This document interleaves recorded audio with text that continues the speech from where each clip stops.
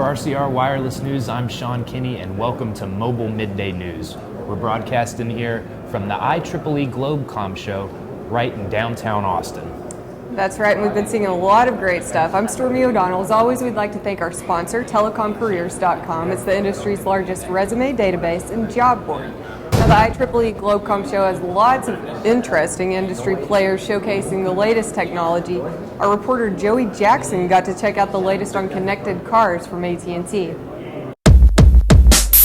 GM and AT&T are teaming up, taking you inside the next evolution of the Internet of Things. We're doing advancements of automotive solutions within the vehicle for mobility, LTE, and cloud services. Connecting your car with all your other devices. We feel like once we bring these services, AT&T 4G LTE, into the vehicle, it's going to open up a world of opportunity. To keep you safe. We're focusing on safety, driver safety, so bringing different applications into the vehicle in order for the driver to be less distracted. With Wi-Fi capabilities as you drive into the future. Wi-Fi settings. Bringing phones, tablets, and apps into your vehicle. So I like the remote service of that. But also, I can see how much fuel I have in the car.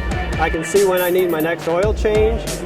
So it gives me some services. I can locate my vehicle with GPS maps. And for the kids, GM partnered with Tumble Books and Flamingo. So certainly that helps from a distracted perspective. You can keep the kids busy in the back seat.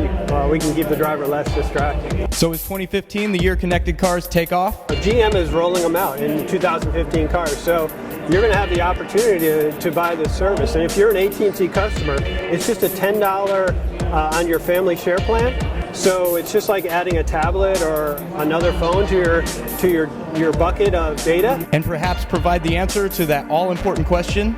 But no, this does not drive itself just yet. But that's certainly the future of the automobile, is moving towards that autonomous vehicle. And that was Joey Jackson. Very good work. We're hearing a lot about connected cars. Yeah, that's going to be a really big trend in the coming years, and I think a big part of it, Stormy, is that Wi-Fi has got to be ultra dependable, like almost no latency, because if it's going to be a safety measure, it's got to be sort of foolproof. Right, and every car has to be connected for the right. safety measures to work, so that'll be interesting to see. We've got some news from National Instruments. The company this week unveiled its updated LabVIEW Communications System Design Suite. It's a new product specifically designed for prototyping 5G. Now, you hear us talk a lot about 5G. That's going to be the next big upgrade to the mobile network, and a lot of experts are looking for commercial deployment by 2020. And now we're going to turn it over to our editor-in-chief, Dan Meyer. Dan's out in Silicon Valley for the TM Forum show going on this week. Dan, what are some of the stories you're tracking? Thanks, guys. Yeah, I'm here at the TM Forum Digital Disruption event here in San Jose, California this week.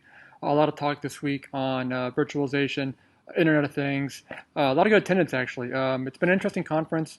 A lot of talk with mobile operators who are here in attendance, and also just traditional telecom operators about the move towards virtualization, the importance of it for them. Seems like a lot of support coming from those operators. Maybe not for all the levels of the organizations, but there is a lot of at least support from the IT departments here.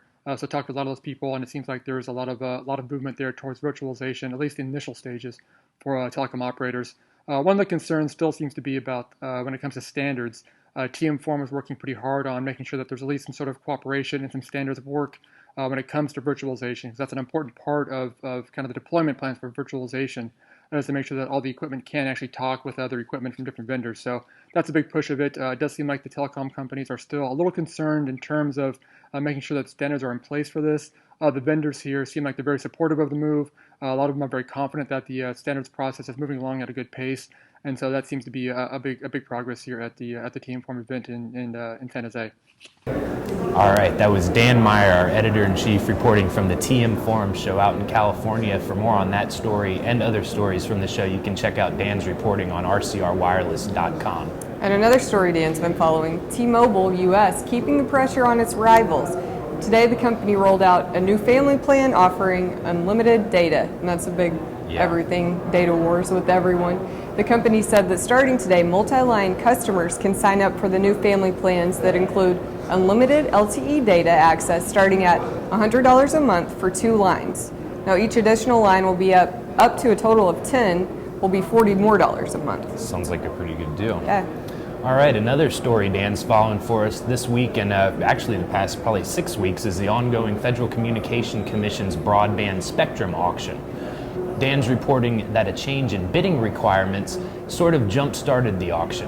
Bids over the last 11 rounds total about $1.3 billion. After 73 rounds of bidding, total potential winning bids stood this morning at $42.8 billion. And as expected, the most expensive license received a new bid in round 64. That's the J Block license, which covers the New York City metropolitan area. The current potential winning bid for that is $2.76 billion. And stacking with the spectrum auction, we've also got one of our analyst angle pieces giving some insight on that subject. Analyst Aaron Blazer says the auction emphasizes just how much value mobile service providers are placing on the spectrum allocations. Now he predicts that once all is said and done, AT&T, Verizon, T-Mobile, and potentially Dish Network will have access to a big chunk of broadband spectrum. And for more analyst angle stories, check out rcrwireless.com. And we've also got way more multimedia content from IEEE Globecom. Be sure to check that out too on our YouTube channel. Yeah, and that'll do it for Mobile Midday News. Join us back here tomorrow where we're going to be shooting Global Joe from IEEE Globecom. And a reminder that the program's brought to you by our sponsor, telecomcareers.com. See you tomorrow.